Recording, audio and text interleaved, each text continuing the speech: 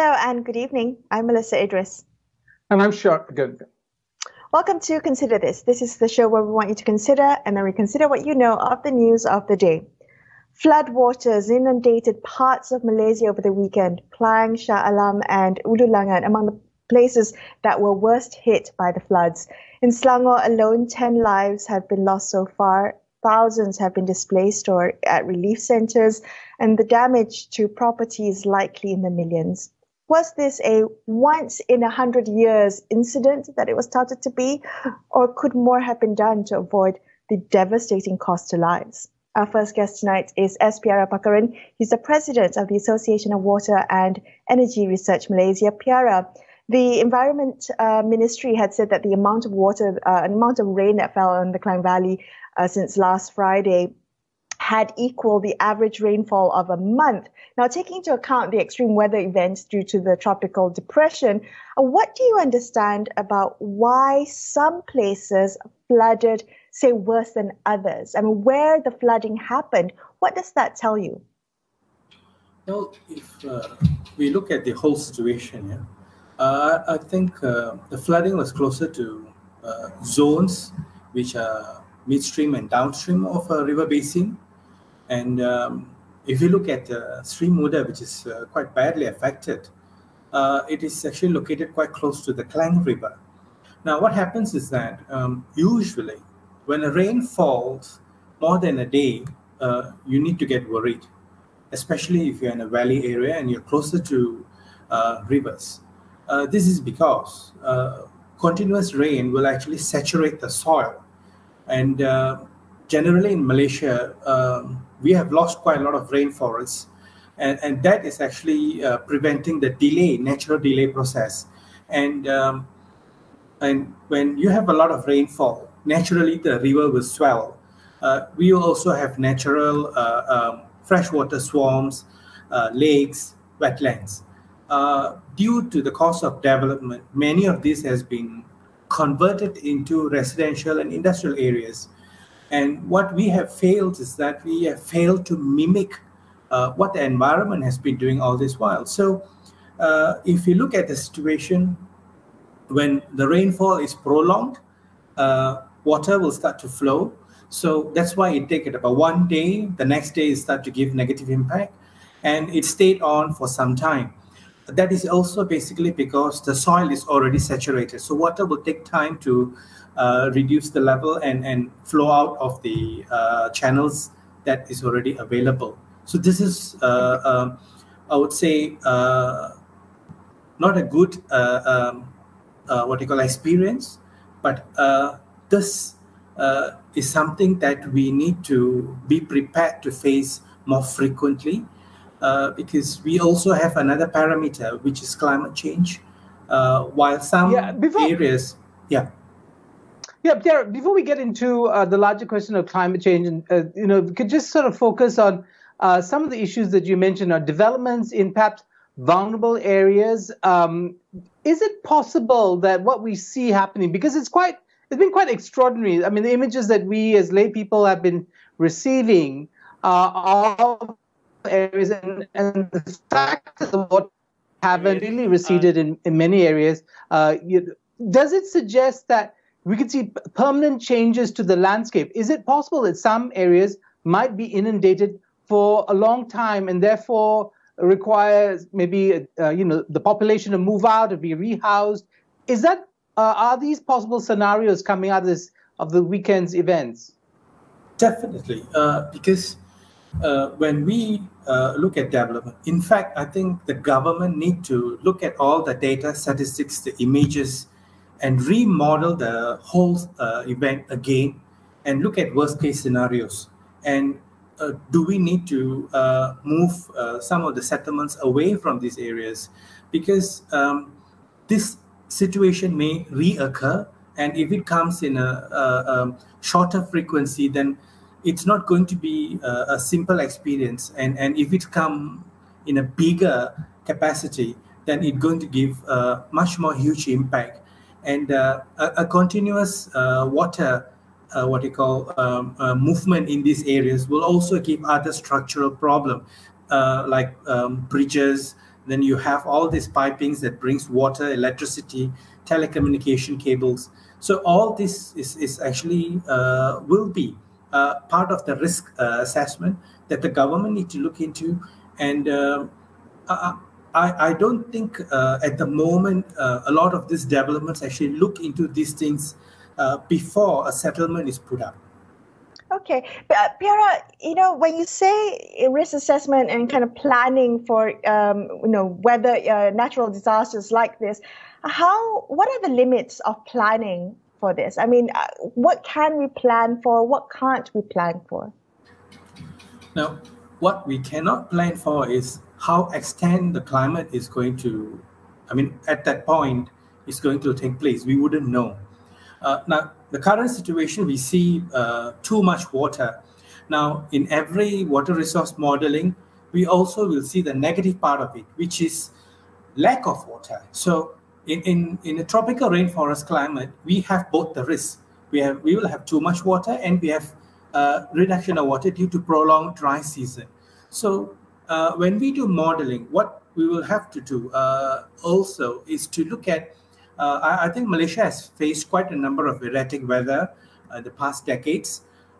We need to plot all of these changes. Something that we have suggested to the government, look at the rate of change, how fast it's changing, how erratic it is becoming, like in a change of duration after 5 years, after 10 years, how bad it is becoming. So at least we will see, is there a projection?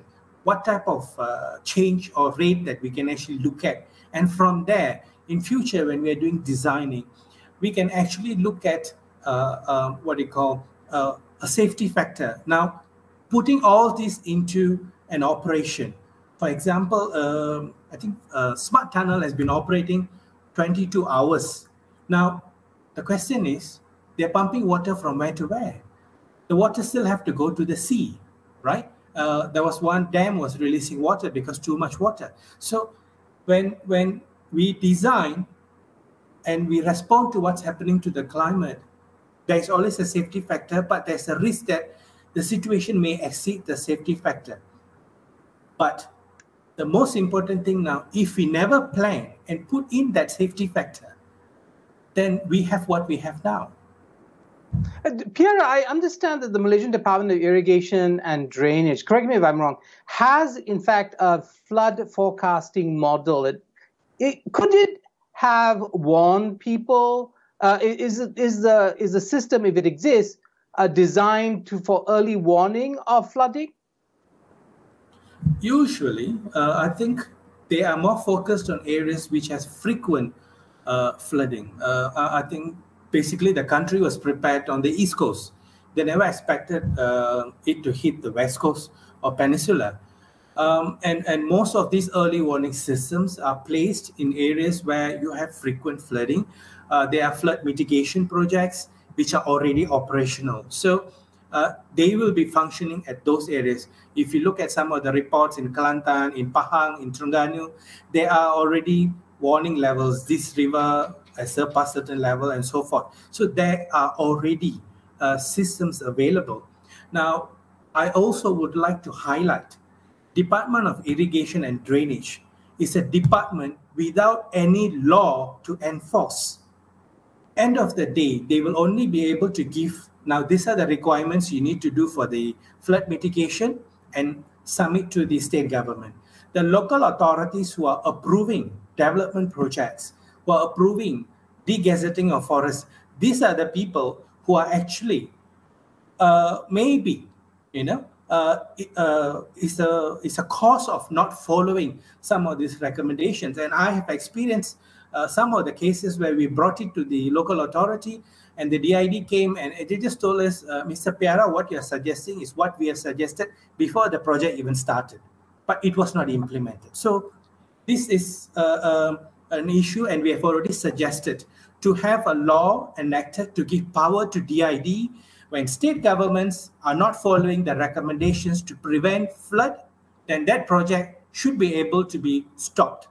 And that authority must have the power to stop, because now we have millions, and it may even reach billion worth of infrastructure loss. And that the number is not being tabulated yet because we don't know what is the extent of the damage yet.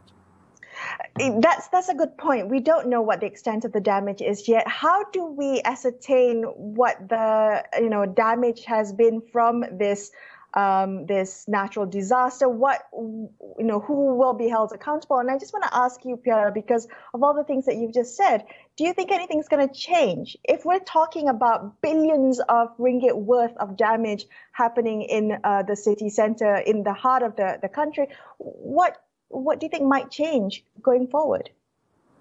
Well, I think the government really need to take this into serious consideration. Look at what happened to Thailand 10 years ago, almost a decade ago. The major industrial zone was inundated by water. A lot of industries were affected. Now, if we want industries to come here and do business, then we need to be serious. If we keep allowing the same, after 5 years, if it repeats again, some of this industry might want to move. And if they're moving to another state, it's fine. But if they're moving out of Malaysia, then we are losing what they call foreign investment, and we're losing job opportunity for our people. So end of the day, it's a bigger loss. And the most important thing here is that can the authorities actually put something concrete and move forward? Because I am not saying that this is solely because of climate change. It may give some impact, but to a certain degree, because a 50-year, 100-year downpour is a phenomenon that has happened. Even if you take the historical event of El Nino, we thought it's something new, but El Nino has been happening for so many centuries. It also helped some of the island populations to populate new islands only when El Nino happens. So this is something that is happening. Some of it we are only discovering because now we are living in that time frame that we are facing this. So we need to be prepared. And if we fail to do that, these things are going to repeat. Look at the East Coast. We can actually solve quite a number of the flood problem by putting up new dams, preventing more deforestation. But that's not happening. And everybody's promising we're going to do something about it. And next issue comes, we forget about it. And we'll only talk about it when it happens again. Right. Piara, thank you so much for joining us on the show tonight and helping us consider some of the different perspectives to this developing story. Appreciate your time. That was Piara Parhan from the Association of Water and Energy Research Malaysia. We're going to take a quick break, but stay tuned. We'll be right back.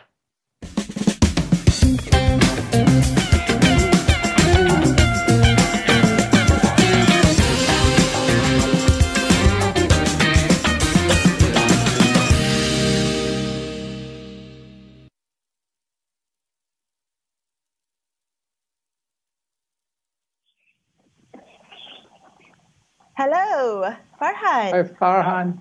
Hi, Mel. Hi, Sherman. How are you Thanks guys? for doing this. You just touched down from a flight, was it? Yes. I can't hear Parhan. Neither can I. Is he on the line?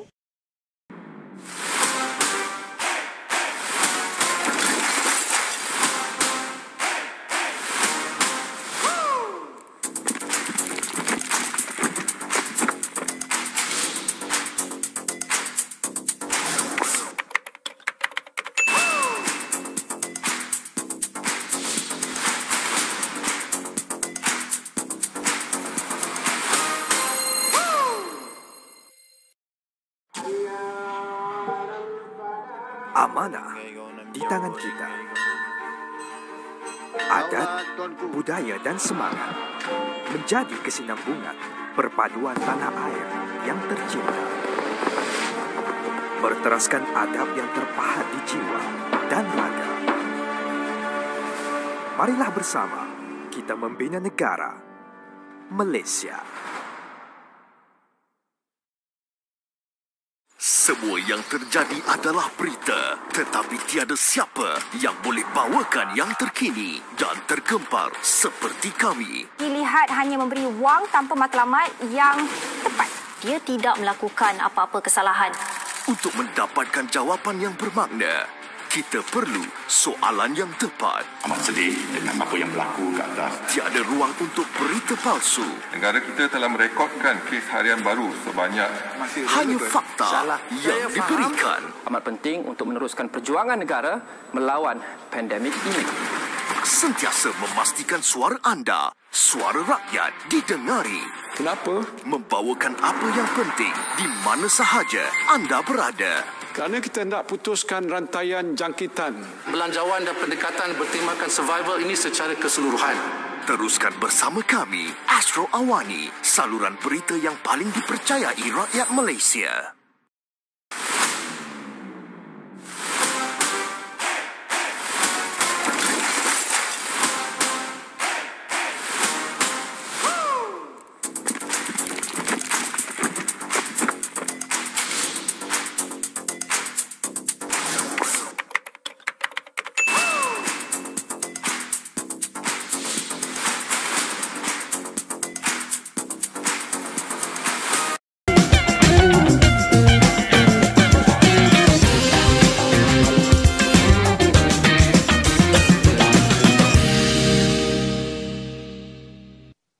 Hi, thanks so much for staying with Shrad and I on Consider This. We're discussing the floods that hit the Klang Valley and 6 other states in the country since Friday, causing some 30,000 people to be displaced and evacuated.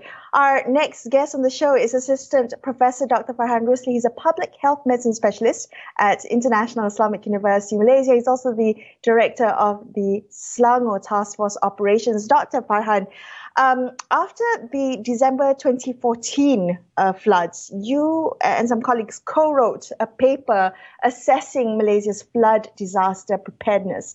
In that paper, you concluded that there was much room for improvement for Malaysia's disaster plan. I'm just wondering now, several years down the line, whether the infrastructure and the response to disasters have improved, is better now. Well, thanks more for the question. I think we can safely say that due to what happened over the past few days and over the weekend, we can say that none of the recommendations are taken up. I think it's very easy or very clear to say that there's a lot of things that actually not only needed improvement, but actually needed to be built and actually be ready. However, we believe that even though producing a SWOT analysis of the opportunities and the threats and the weaknesses that actually in flood response system, it's never been adhered to, and it's very, very sad, and you can see the outcome. Farhan, can this be done only at the federal level? Say, for instance, because you're involved with the Selangor Task Force Operations, could a state like Selangor, since Selangor has been the epicenter of the disaster the last couple of days, can it be done at a state level? I think we cannot try to separate things because I don't think people actually understand roles of state and federal. And because of how the flooding or how disaster actually works, it's actually a very big affair. And I think the only way for us to move forward is a cooperation between federal and state, to be honest. I don't think any state will have enough resources to do it on their own, and I don't think federal will be able to accomplish a lot of the things by themselves. And I think it's about time. We're in 2021. We cannot be in silo between federal and state. It shouldn't be that way now. And because when we have these sort of things occurring, when we don't have any sort of cooperation or symbiosis between federal and state, the people are the ones that suffer. And it's really sad to see that because you can see it being passed on and people do not know which channel to go. And I think the one that suffers the most are the people who are most affected by it. Natural disasters are bad enough when it occurs, but when it happens in the time of a pandemic, I think it's doubly concerning. Can you help us understand the public health dimension to the flooding that has happened and what we need to consider going forward? Well, I think that's a good question to ask because I think there's just been a report of an outbreak in one of the relief centers. And even though we're in a pandemic, disasters can actually occur. And at this point, the national testing strategy should have addressed how are we supposed to be doing these things when it happens. I think previously we have actually explained to the Health Ministry that it is of great importance that we do not wait for things to happen, but we actually plan for the worst possible. Plan for it. In case it happens, we are ready. In case it doesn't, we are happy. And I think moving forward, we cannot keep accepting that it is an act of God. Yes, God has a role in it, but we as humans, we should be prepared for it. And knowing that it can happen, we should tell ourselves that it is likely to happen again. And especially in a pandemic, it is very, very difficult for us now, because if people lose their phones, how are you going to know that they actually have been vaccinated? Who do you allow? How do you separate? How do you segregate? All these things should have been planned, not when it occurred, but months prior. Farhan, come back to the question of this disaster. In your paper, there is a kind of categorization, level 1 to 3, I think, in terms of disaster. How would you rate and categorize the events of the last weekend? Well, I think you have to see that a pandemic will be obviously worldwide, and then you have a national level of disaster. This one is statewide. The reason why this one has been really, really big is because it happened on a state which we did not predict, or people did not think it could happen, such as Selangor. And the reason why it's becoming threat level 2 is because there's a lot of people who are involved. There's a lot of population in a very small area. If that same amount of flooding area was to occur in a state such as Parhan, you wouldn't be able to hear as many people who are affected by it, because of the population density, which plays a role in how many people are actually victims in an area like this. So in this sense, it's actually a state, on a state level, it's actually threat level 2, to answer your question, Shurad.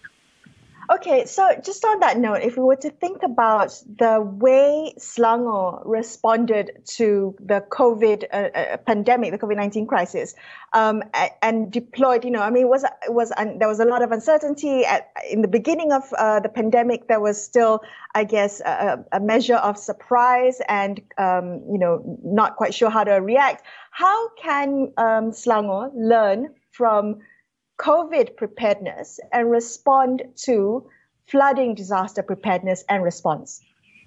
Well, I think the most important thing is, and I think I wrote it in the paper in 2016, is that you have to be driven by data and science. And COVID response was actually absolutely superb in Selangor because it was only driven by data and science, and it was not politicized. And I think this is a very critical, important factor. That we do not meddle with issues of human health and also public health safety, but be driven by the need to actually be prepared and also prevent future disasters. And I think one of the biggest limiting factors in our country, not only in Selangor, I think it's on a national level, is that when there is a lot of politicking and everything is being politicized, a lot of the implementation and plans look good on paper, but a lot of it cannot be translated into actually translatable action. And I think we have seen it fail this time around, and I won't be surprised if we see it again. Farhan, when we look at many of the stories in the media, they highlight the spirit of volunteerism. I mean, it's one of the positive things that come out of a disaster. But I'm wondering if it's also that is also in some sense a sign of the failure of state authorities or agencies to do their job, basically. And so, and I know the story of this particular event hasn't been fully written. People are still gathering information. But from what you could see, how much of a failure was it? I mean, how big a gap was then? Could you identify a couple of gaps that you saw in the response of state authorities? Well, I think there's a really huge gap. When you have people who are actually in the city center trapped for almost over 24 hours left there, and you're talking about KL Selangor, right? This is the center point, and this is supposed to be the most resourceful and most rich place in the whole country. If we cannot solve the problem here, thank God the flood didn't happen anywhere else, because God knows how many days it would take them there. Now, the gap is actually extremely huge. I agree with you, Shura. It's an embarrassment for any government when an NGO or any number of NGOs actually step up their game, and they're actually much faster to respond to certain crises. And it shows that there's a lot of red tape that needs to be gone over for government agencies to actually move. Because I take For example, I think my grandmother's house, which was washed away, half of it, in Hulu Langat. Even until today, I'm telling you that there's very minimum numbers of people who actually come and actually help. I mean, where are all the RELA? Where are all the APMs, right? I think we need to draw up a plan. Who is going to help who? Because in the end, NGOs are the ones that's coming in. They are the ones that's actually delivering the things that's being needed to the people. And it is shameful for any government to actually be overdone by non-governmental organizations. Parhan, you said that after you wrote the paper, after the December 2014 floods, very little changed. Maybe still, the responsiveness was still caught unawares. Can I ask you whether you think things might change now, given that we've seen the scale of the floods that have happened, particularly in the Klang Valley, the disruption to lives and livelihoods and businesses? What might you like to see change immediately? Well, I think there's two questions there, whether there's going to be change and what I would like to see. And I'm going to be really blunt and honest tonight. I think that there is no real desire for them to actually do anything, because it's a really good political tool, right? Everybody loves to be the superhero, coming down, giving aid, handing food packs, taking photos with me half deep in water. Everybody loves that kind of show, and it'll be a sad thing for people in power to actually be losing that sort of limelight. But what I would like to see is, I would like to see us moving to the digitalized age, whereby we actually have a proper alert system for people to understand when flood levels are rising. We need to have a proper push notification system to phones, to the people who are actually going to be affected. I think in 2021, when you talk about 5G and you aren't able to alert the people who need to be alerted, there's a really big problem there. And not only should we actually develop an alert system, but we should go onto the ground and actually educate the people what the alert system actually is. What is one siren sound? What is two siren sounds? What a siren for lasting for 5 minutes? What does it mean? I mean, there's no point in you implementing systems, but the people who are supposed to be the receiving end do not understand what it's supposed to be. That's what I would like to see change. Parhan, thank you so much for joining us on the show tonight. That was Public Health Medicine Specialist Dr. Parhan Rusli, wrapping up this episode of Consider This. I'm Melissa Idris. And I'm Sharad Kutan, signing off for the evening. Thank you so much for watching. Good night. Good night.